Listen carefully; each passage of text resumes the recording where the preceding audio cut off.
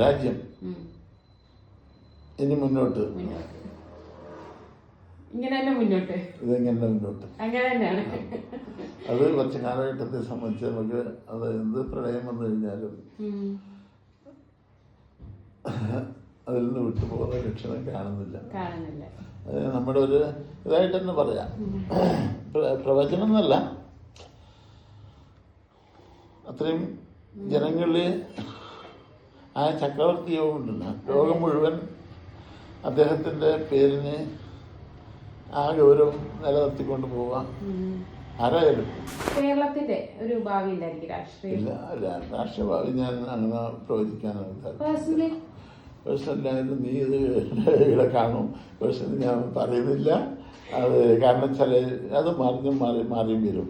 ആ സന്ദർഭത്തിൽ രാഷ്ട്രീയക്കാരുടെ ഏറ്റക്കുറച്ചിലും പരസ്പരം ഉണ്ടാകുന്ന കാര്യങ്ങളാണ്. അതിന് ഞാൻ കൈയിടുന്നില്ല, ഞാൻ പറയില്ല. വേറെ എന്തെങ്കിലും അതിൽ കണ്ടുപിടിക്കാണ് ചോദിച്ചോ. അവർ കർണാടകത്തിലെ എല്ലാ ആൾക്കാരും, മുമ്പത്തെ ചീഫ് മിനിസ്റ്റർ, അവരെല്ലാം ഞങ്ങൾ കണ്ടിട്ടുണ്ട്, സംസാരിച്ചിട്ടുണ്ട്. കേരളത്തിൽ കഴിഞ്ഞ മിനിസ്റ്റർ വന്നത് അത് ഈ മാറി അല്ലാത്ത ആദ്യത്തെ മിനിസ്റ്ററാണ് അല്ലെ, പിണറായി വിജയൻ ഗവൺമെന്റ് വരുന്നത്, റിപ്പീറ്റഡ് ആയിട്ട് വരുന്നത്. അത് ഒരു കോയിൻസിഡൻസ് പോലാണോ അതോ കോയിൻസിഡൻസ് ആയിരുന്നു? അല്ലല്ല, അത് പിന്നെ ഞാൻ പറഞ്ഞ രാഷ്ട്രീയത്തില് അപ്പോൾ അന്നേരം ചില പാർട്ടികൾ അങ്ങോട്ടും ഇങ്ങോട്ടും മാറുക, ചിലവർ കയറുക, ചിലവർ പോവുക. ഇതെല്ലാം വരുമ്പോൾ അത് മറ്റുള്ള പാർട്ടികൾക്ക് ചിലപ്പോൾ ഗുണവും ചിലർക്ക് ദോഷവും. അപ്പോൾ ആ ഗുണം ചില സമയത്ത് നമ്മുടെ ഇപ്പോഴത്തെ ഭരണത്തിലേക്ക് വന്നിട്ടുണ്ടാവും. നാളെ അതുപോലെ എന്താ സംഭവിക്കുന്നത് പറയാൻ പറ്റില്ല. അതുണ്ടാവുമല്ലോ, അത് സ്വാഭാവികമല്ലേ. അതിലുണ്ടാവുന്ന മറിമറി എന്നാലും പറയില്ല നമ്മൾ. അത് അങ്ങോട്ടും ഇങ്ങോട്ടും അവർ അതിൽ ആ സന്ദർഭത്തിൽ എത്തുമ്പോൾ രണ്ടാളുടെയും ചാണക്യ സൂത്രങ്ങളോ ചില സൂത്രങ്ങൾ ഉണ്ടാവില്ലായിരിക്കും. ബാലൻ സഖാവ് കഴിഞ്ഞ ദിവസം പറഞ്ഞിരുന്നല്ലോ, ഞാൻ ഈ കഴിഞ്ഞ ദിവസം ഫോൺ വിളിച്ചപ്പോൾ പറഞ്ഞായിരുന്നു ആന്റണിയുടെ കാര്യം പറയാം. ആന്റണി മുഖ്യമന്ത്രിയാകുന്ന സമയത്ത് നാളും ആ സത്യപ്രതിജ്ഞ ചെയ്ത സമയവും തമ്മിൽ ചെയ്തില്ലായിരുന്നു എന്നൊരു ജോത്സ്യം പറഞ്ഞു എന്ന് പറഞ്ഞു. അതിലൊക്കെ അതെ, അത് അങ്ങനെ ഉണ്ടായിരുന്നു. അതൊരു ചിലവർക്ക് ആ സമയത്തിന് നക്ഷത്രത്തിൽ അത്ര നല്ല അഭിപ്രായമല്ല. നമ്മൾ ചെയ്യുന്ന ഒരു കർമ്മവും നമ്മുടെ നാളും തമ്മിലുള്ള ഒരു കർമ്മം ചെയ്യുന്ന സമയവും നമ്മുടെ നാളും തമ്മിലൊരു ചേർച്ചയില്ലായ്മ വന്നാൽ ചില നക്ഷത്രങ്ങൾ ചേർക്കാൻ പറ്റില്ല. ചില നക്ഷത്രങ്ങൾ യമരുദ്രാഹി മുപ്പൂരും തൃക്കെട്ടകന് 8 നാൾ വിതക്കിൽ വിളയാ ഭൂമു യാത്ര പോകിൽ അവൻ വരാ. അപ്പം 8 നക്ഷത്രങ്ങൾ പറഞ്ഞിട്ടുണ്ട്. യമൻ ഭരണി, രുദ്രൻ തിരുവാതിര, അരി ആയില്യം, മുപ്പൂരം 3 പൂരം, പൂരാടം പുരട്ടാതി, തൃക്കേട്ട, കനല് എന്ന് പറഞ്ഞാൽ കാർത്തിക. 8 നക്ഷത്രത്തിൽ വിതക്കൽ മുമ്പത്തെ ശാസ്ത്രമാണിത്. വിതം പറഞ്ഞ കൃഷി ഇറക്കിയാൽ അത് ശരിയായിട്ട് കിട്ടില്ല. യാത്ര പോകിൽ അവൻ വരാം. ഒരാൾ യാത്ര പോയി കഴിഞ്ഞാൽ അവൻ പിന്നീട് തിരിച്ചു വരില്ല. അവനെന്തെങ്കിലും അപകടങ്ങളോ ദുരിതങ്ങളോ ഉണ്ടാവാം എന്ന് ശാസ്ത്രം പറയുന്നുണ്ട്.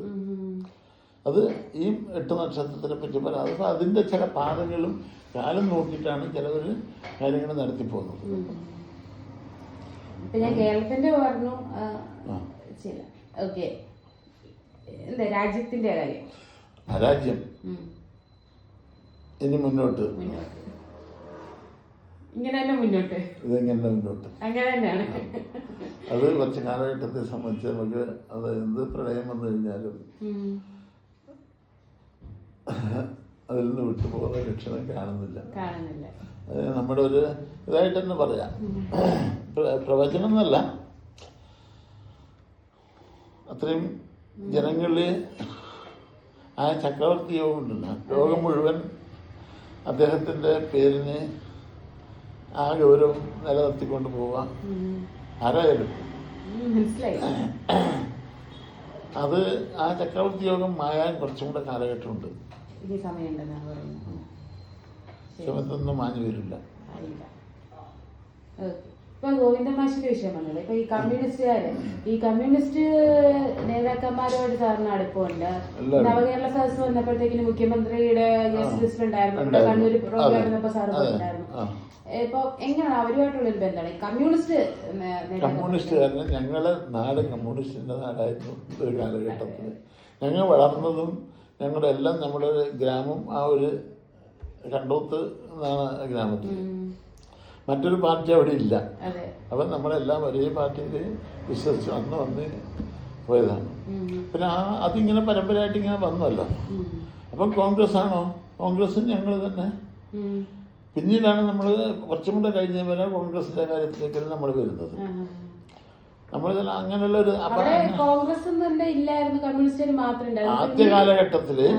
ആദ്യ കാലഘട്ടത്തിൽ വെറും കമ്മ്യൂണിസ്റ്റിന്റെ ഒരു ഇതായിരുന്നു ഞങ്ങളുടെ എൻ്റെ എല്ലാം ചെറുപ്പ കാലഘട്ടത്തിൽ അങ്ങനെയായിരുന്നു. പിന്നീട് നമ്മൾ അത് നോക്കിയിട്ടാണല്ലോ വളരുന്നത്.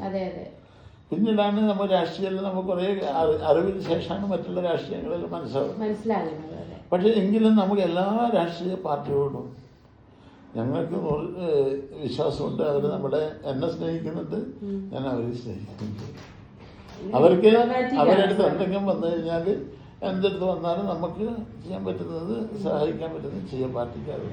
ഈ വിശ്വാസത്തിന്റെ കാര്യത്തില് ബിജെപിനെക്കാട്ടി ഒരുപടി മുന്നിലുള്ളത് കോൺഗ്രസ്സുകാരും കേട്ടിട്ടുണ്ട്. അത് കോൺഗ്രസ്സുകാർക്ക് ഉണ്ട്, ഇല്ലാന്നില്ല. വരാറുണ്ടായിരുന്നു മുമ്പേ. ഇന്നലെ സുധാകരൻ സാറ് പറയുന്നുണ്ടായിരുന്നു ഗോവിന്ദ പശുപാലിപ്പോ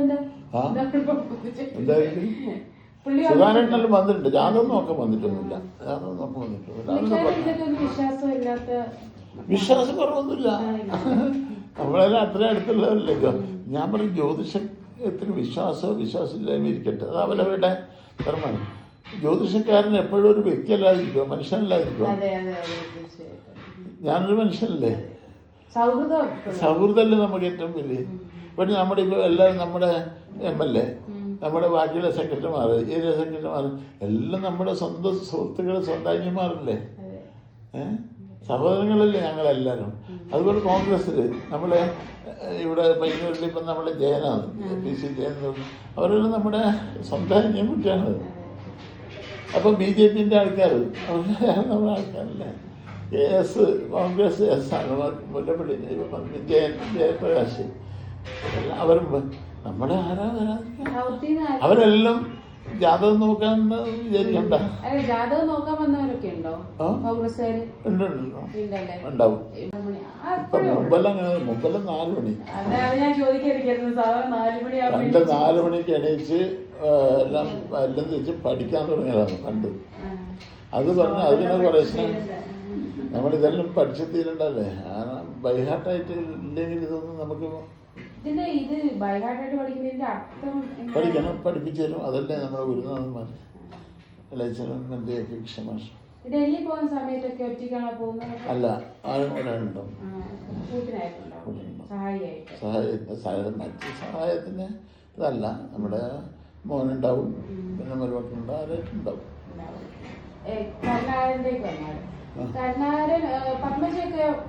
പത്മജയോട് വന്നിട്ടുണ്ട്, മുരളിയേട്ടൻ വന്നിട്ടുണ്ട്. അതും ജാതകം നോക്കാണെന്നല്ല വന്നത്. ഇവിടെയെല്ലാം ഫംഗ്ഷൻ ഉണ്ടെങ്കിൽ ഞങ്ങളുടെ ബന്ധങ്ങൾ പണ്ട് അങ്ങനെയല്ലേ. ഞാൻ പറഞ്ഞു ഏത് പാർട്ടിക്കാരാണ് ഞങ്ങൾ ബന്ധമില്ലാത്ത എല്ലാ പാർട്ടിക്കാരും. അതും എല്ലാ ആൾക്കാരും ഞങ്ങൾ ബന്ധമുള്ളവരാണ്. ഒരു പ്രത്യേകിച്ച് ഇതൊന്നുമില്ല. വിശ്വാസത്തിലോട്ട് വന്നാണ്ടല്ലോ, ഇപ്പൊ കമ്മ്യൂണിസ്റ്റുകാരെ വിശ്വാസമില്ല. ഇപ്പൊ ആരാണ് കമ്മ്യൂണിസ്റ്റുകാരാണല്ലോ അല്ലേലും, ഇതില് വിശ്വാസത്തിന്റെ ഒരു കാര്യമുണ്ടോ? ദൈവവിശ്വാസത്തിന്റെ ഒരു കാര്യമുണ്ടോ ഈ സമയം? കാരണം നമ്മൾ പ്രാർത്ഥിക്കുന്നല്ലേ, ഗുരുഭ്യശ്ച ഗൃഹേഭ്യശ്ച മയാ ബദ്ധോയ മഞ്ജലി പ്രസന്ന മനസ്സസ്തേമി സത്യം കുർവന്തു ഭാരതി എന്നാണ് അവിടെ പറയുന്നത്. ഗുരുഭ്യശ്ച ഗൃഹേഭ്യശ്ച മയാ ബദ്ധോയ, എൻ്റെ ഗുരുനാഥനെയും ഗ്രഹീശ്വരന്മാരെയും ഗുരുനാഥന്മാരെയും എല്ലാം എൻ്റെ ഉപാസനാദേവന്മാരെയും പ്രാർത്ഥിച്ചുകൊണ്ടാണ് ഞങ്ങളൊരു കാര്യം പറയാൻ ഇറങ്ങുന്നത്. അതിൽ ഞങ്ങളെ വിജയിപ്പിച്ചു തരണേ എന്ന് പ്രാർത്ഥിച്ചും കൊണ്ട് ഞങ്ങൾ ഇറങ്ങേണ്ടത്. അതിലാണ് നമ്മൾ ഒരാളോട് നിങ്ങളിപ്പോൾ എന്നോട് കാര്യം ചോദിക്കുന്നു, എൻ്റെ വിവാഹക്കാര്യം, എൻ്റെ കല്യാണം കഴിച്ചില്ല, ഇതെല്ലാം ഒരു സമയമുണ്ട്. നക്ഷത്രം തിരുവാതിര നക്ഷത്രം നിനക്ക് സമയം തുടങ്ങിയിട്ടുണ്ട്. നീ താല്പര്യം ഉണ്ടെങ്കിൽ ചെയ്തു. താല്പര്യമില്ലാത്ത സ്വഭാവം രാശിക്ക്. കല്യാണത്തും എല്ലാവട്ടും തിരക്കില്ല. ഇപ്പോൾ വയസ്സെഴുത്തും 2027 മെയ് മാസത്തിനുള്ളിലായിട്ട് ഇതിൻ്റെ കല്യാണം നടത്തണം. നടക്കും. ആ 2 കൊല്ലമുണ്ടോ? 1 കൊല്ലം തരും. അതിനുള്ള ആവണം തീർച്ചയായിട്ടും. പിന്നെ അതിനപ്പുറം പോയിക്കൂടാ. അന്നേരം എന്തേ നയിക്കും. ജ്യോതിഷം എന്ന് പറഞ്ഞാൽ ഇതാണ്. പിന്നെ അതിന് നമ്മൾ ഒരു പോകുന്ന വഴിയിൽ കുറേ മുള്ളിട്ടിട്ടുണ്ടാവും. ഞങ്ങൾ പറയുന്നത് നിങ്ങൾ പോകുന്ന വഴിയിൽ മുള്ളുണ്ട്, ആ മുള്ള് നിങ്ങൾക്ക് അപകടമാണ്, തറക്കും, കാലിൽ തറക്കും എന്ന് പറയും. മുള്ളുണ്ടായ എന്താവല് അല്ല അത് നിങ്ങൾ എടുത്ത് മാറ്റണം എന്നാണ് ഞങ്ങൾ പറയുന്നത്. എടുത്ത് മാറ്റിയിട്ടില്ലെങ്കിൽ എന്താവെന്ന് ചോദിച്ചാൽ മുള്ളു തറക്കും. അപ്പം നമ്മളൊരു വഴി കാട്ടി കൊടുക്കലാണ് ജ്യോതിഷം. ഇന്ന സന്ദർഭത്തിൽ ഇന്ന കാര്യങ്ങൾ ചെയ്യാൻ പാടില്ല, ഇന്ന ദശകളിൽ ഇന്ന കാര്യങ്ങൾക്ക് പാടില്ല, ഇന്ന് വിവാഹം കുടുംബജീവിതത്തിലെ ഒരു കാലഘട്ടങ്ങൾ നിർണ്ണയിച്ചിട്ടുണ്ടാവും. അപ്പം അത് ആ ഒരു കാലഘട്ടത്തിൽ നമ്മൾ ചെയ്തിട്ടില്ലെങ്കിൽ പിന്നെ നമ്മൾ ചിലപ്പോൾ ദുഃഖിക്കേണ്ടി വരും.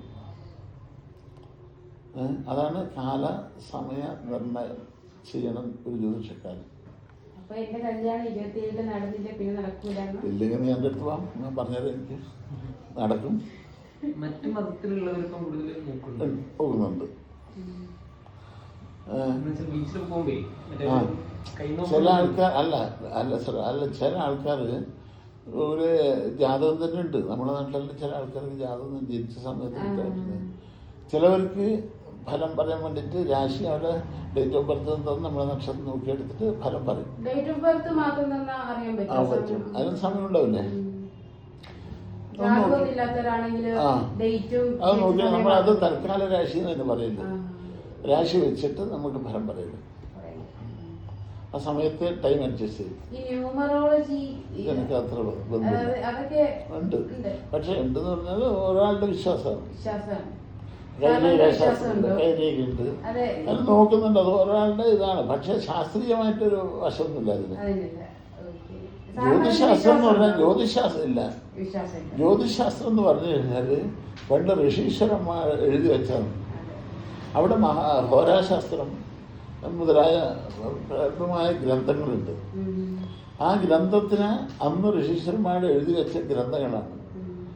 അതിനെ തൊട്ടിട്ടാണ് ബാക്കിയുള്ള കാര്യം. എല്ലാ പുസ്തകങ്ങളും ഇതെല്ലാം ഇങ്ങനെ വരുന്നത്. ബൃഹജ്ജാതകം എന്നല്ല പറഞ്ഞു. എനിക്ക് സ്ഥലം അറിയില്ല, പക്ഷെ ഞാൻ കേട്ടിട്ടുണ്ട് ഈ കഴിഞ്ഞ ജന്മത്തിൽ ഇത്ര ജാതകങ്ങൾ എഴുതി വെച്ചിട്ടുണ്ട്, ആ ജാതകം അനുസരിച്ചിട്ട് നടക്കാൻ ചാൻസ് ഉണ്ട് എന്ന് പറഞ്ഞിട്ട്. അങ്ങനെ പോയിരുന്നോ? ഇത് അത് ഉള്ളതാണോ? ഉള്ളതുണ്ട്. അത് തൽക്കാലം പിന്നെ ആരും പോയിട്ടില്ല. ഒരു പ്രാവശ്യം പോകും, രണ്ടാമത്തെ പ്രാവശ്യം തിരിച്ചു വരും. ജ്യോതിഷം അങ്ങനെയല്ല.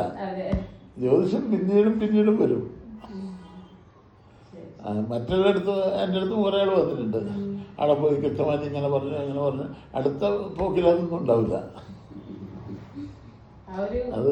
അത് ശാസ്ത്രീയമായിട്ട് ഒരു അടിത്തറയില്ലല്ലോ അതിന്. ഇത് ശാസ്ത്രം. ഇതിപ്പോൾ ഞാൻ പറയാം, അതിൽ ജനിച്ച ഒരു സമയം, ആ സമയത്തേക്ക് ഗ്രഹേശ്വരന്മാർ ഗ്രഹങ്ങളെല്ലാം എവിടെയുണ്ട് എന്നുള്ളത് നമ്മൾ കാൽക്കുലേറ്റ് ചെയ്തിട്ടില്ല. നമ്മൾ പറയുന്നത് ഒരു ഇന്ന ഗ്രഹങ്ങൾ ഇന്ന ഭാഗം എന്താണ് അതിന് ചില നിയമങ്ങളുണ്ട്. സന്താനഭാവത്തിൽ സന്താനകാരകനായ വ്യാഴം വന്നാൽ ദോഷമുണ്ട്. 7ാം ഭാവത്തിൽ ചൊവ്വ അല്ലെങ്കിൽ മറ്റു പാപഗ്രഹം വന്നാൽ ദാമ്പത്യ ജീവിതത്തിന് കുഴപ്പമുണ്ട്. അങ്ങനെ ചില നിയമങ്ങളില്ലേ എല്ലാം പഠിക്കണ്ടേ നമ്മൾ. അന്നേരം അതിനനുസരിച്ച് ഫലങ്ങൾ പറയണ്ടേ. അതല്ല ജ്യോതിഷം. സാറ് പറഞ്ഞൊരു കാര്യം കറക്റ്റ്. ഞാൻ വെച്ചൊന്നും മര്യാദക്കുണ്ടാകില്ല. ഞാൻ ഒരു ചെടി വെട്ടിയിട്ട് 1 മാസത്തോളം അത് ഇതുവരെ കിട്ടിട്ടില്ല. തിരുവാതിര അത് ശരിയാണ്. നീ അങ്ങനെ നോക്കണേ. എന്റെ അമ്മയുണ്ട്. അമ്മ എന്ത് വെച്ചാലും പൂവായിട്ട് വരും. ആ നക്ഷത്രത്തിന് ഒരു ഫലം മാത്രമേ ഉള്ളൂ. പിന്നെ രാഹുകാലം നോക്കുക, ഇതെല്ലാം നമ്മളെ പ്രശ്നങ്ങൾ പറയുന്നില്ല. രാഹുകാലത്തിൽ നോക്കി ഇറങ്ങിയാല് പ്രശ്നമാണ്.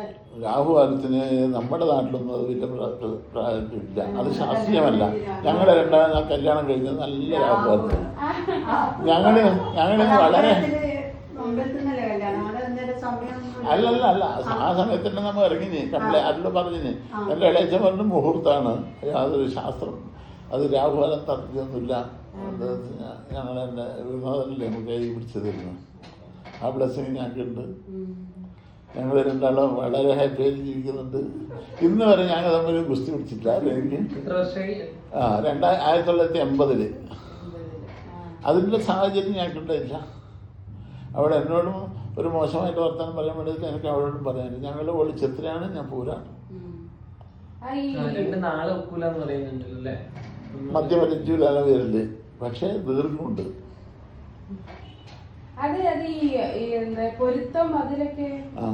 ബാക്കി പൊരുത്തങ്ങളെല്ലാം യസ്യം മനസമാസക്ത താമേവ വിവേഹത്ഭുത. അല്ല യസ്യം അല്ല എന്തുണ്ടെങ്കിലും തന്നെ നമ്മൾക്ക് എത്ര ജാതകം 100% പൊരുത്തമുണ്ടെങ്കിലും നിങ്ങൾ മനപ്പൊരുത്തം ഉണ്ടാവണം എന്നാണ് ശാസ്ത്രം പറയുന്നത്. അതില്ലെങ്കിൽ പോയി. ഈ ജാതകം നോക്കാതെ കല്യാണം കഴിക്കുന്ന അധികം ആൾക്കാരുണ്ടല്ലോ. ഉണ്ട്. അപ്പൊ അത് എന്തൊരു പ്രശ്നം ഉണ്ട്, അങ്ങനെ വരുന്നുണ്ട്. ഇന്ന് ഞാൻ പറയും, ഇന്ന് എൻ്റെ അടുത്ത് 2 ജാതകം വന്നിട്ടുണ്ട്. ഒന്ന് ദാമ്പത്യത്തിൻ്റെ പശ്ചാത്തലം വന്നു, ഒന്ന് കല്യാണം കഴിച്ചിട്ട് അത്രയായിട്ടുള്ളൂ 2 കൊല്ലം. ആ കുട്ടിയുടെ ജാതകം ഞാൻ രണ്ടാമത് നോക്കുമ്പോൾ ജാതകങ്ങൾ കൊള്ളുന്നില്ല. ഞാൻ പിന്നെ കൊണ്ടുപോയി അവർ നോക്കിയിട്ടുണ്ടാവില്ലേ. ഞാൻ പറഞ്ഞ് ജാതകം നോക്കിയിട്ടില്ലെന്ന് ചോദിച്ചു. എല്ലാം പറഞ്ഞു. ഒരു ഇഷ്ടപ്പെട്ട് കല്യാണം കഴിച്ചത്. ആ കുട്ടിക്ക് വയറ്റിൽ ക്യാൻസർ. അപ്പം നമ്മൾ ചില സന്ദർഭത്തിൽ നമ്മളത് ശ്രദ്ധിക്കാതെ ഇഷ്ടപ്പെട്ട് കല്യാണം മനപ്പുറത്തായിട്ടും അവിടെ വന്നില്ല ദോഷം. അങ്ങനെ സംഭവിക്കുന്നുണ്ടല്ലോ. 100% ചേർത്ത ജാതകത്തിലും 100% കൊണ്ട ജാതകത്തിലും അപകടങ്ങൾ സംഭവിക്കുന്നുണ്ട്. 50% വന്ന ജാതകത്തിലും ഉത്തമമായിട്ടുണ്ട്.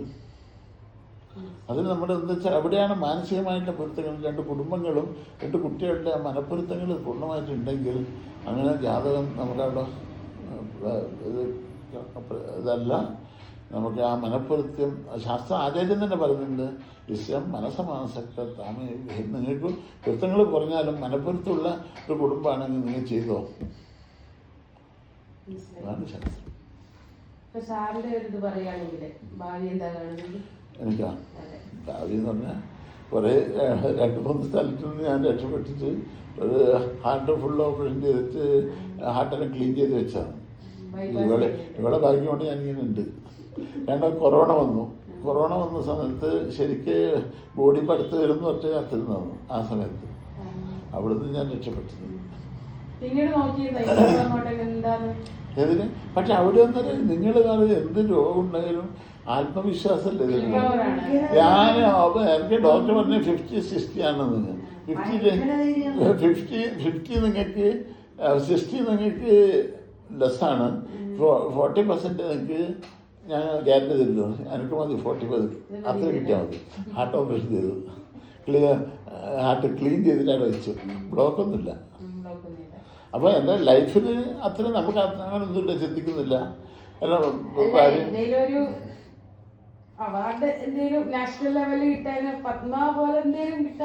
അതല്ല, അത് നമ്മൾ ജ്യോതിഷക്കാർക്കൊന്നും അത് പ്രതീക്ഷിക്കണ്ട. അതിനന്നേരം വേറെ കുട്ടിക്കുഴക്കും പ്രശ്നങ്ങളുണ്ടാക്കും. ഞാൻ ഒരിക്കലും റെക്കമെൻഡ് ചെയ്തിട്ടുണ്ട്. വേറെ ഇങ്ങനെ പത്മഭൂഷണും പത്മക്കും എല്ലാം വേണ്ടിച്ച്. മറ്റ് സാധാരണ എനിക്ക് കുറേ അവാർഡുകളുണ്ട് ഇഷ്ടംപോലെ. കുറേ കൊല്ലങ്ങളായിട്ട് ഇങ്ങനെ വന്നുകൊണ്ടുണ്ടാകും. അത് കൊല്ലങ്ങൾ കർണാടകത്തിൽ നിന്ന് ഇഷ്ടംപോലെ ഉണ്ട്. കഴിഞ്ഞ ഡൽഹി പൂരത്തിൽ നിന്ന് എനിക്ക് കിട്ടി. ഇക്കൊല്ലം വേറൊരു ഇത് കിട്ടി. 2 കൊല്ലത്തിന് ഇങ്ങോട്ടായി കിട്ടിയിട്ടുണ്ട്.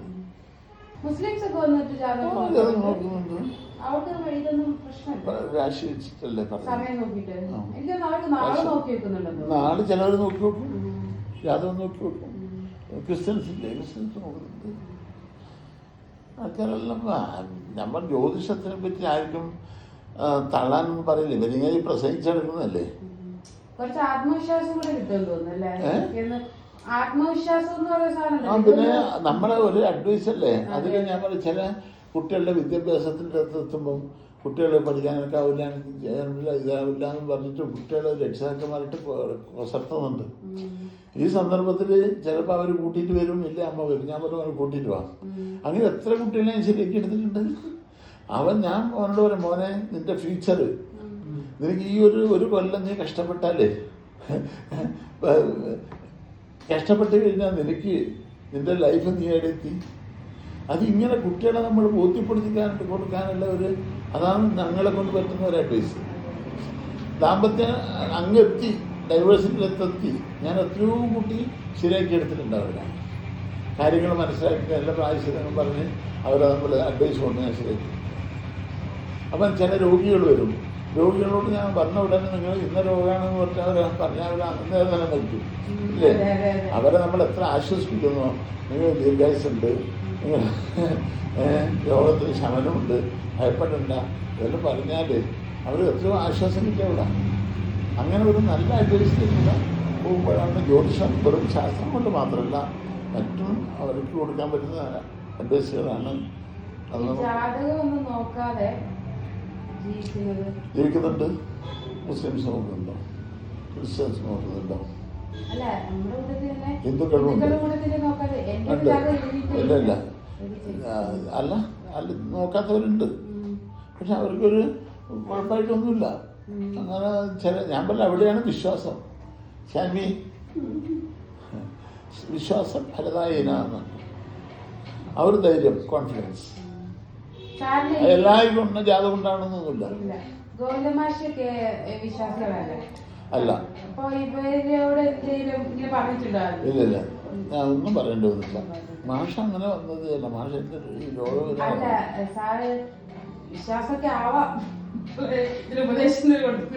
അല്ല അങ്ങനെ പറയാൻ അവരോടുള്ള റെസ്പെക്റ്റ് നമുക്കനുസരിച്ച് നിങ്ങൾ ജ്യോതിഷം വിശ്വസിക്കണം, നിങ്ങൾ അതാവണം എന്ന് പറയാൻ നമുക്ക് പറ്റില്ല. പിന്നെ മറ്റുള്ള ചില ആൾക്കാരോട് കോൺഗ്രസ്സുകാരോട് നമുക്ക് പറയാം. ഞാൻ പറയും ചില നമ്മുടെ സഹാക്കന്മാർ വീട്ടിലോട് പറയാം, എന്തെങ്കിലും അവർക്കൊന്നും പ്രശ്നം, എടാ നീ എല്ലാവർക്കും വന്ന് ജാതകം നോക്കി തമാശയിലും കൂടെ ഞാൻ ഇടങ്ങി ഫംഗ്ഷനിലെല്ലാം കണ്ടു പറയും, നിങ്ങൾക്കെല്ലാം ഗ്രേപ്പകൾ വരാൻ തുടങ്ങി. ഞാൻ അത് സമയമായിട്ട് പറയും. അന്നേരം അവരൊന്നും തമാശ തിരിച്ചെടുക്കുന്നു.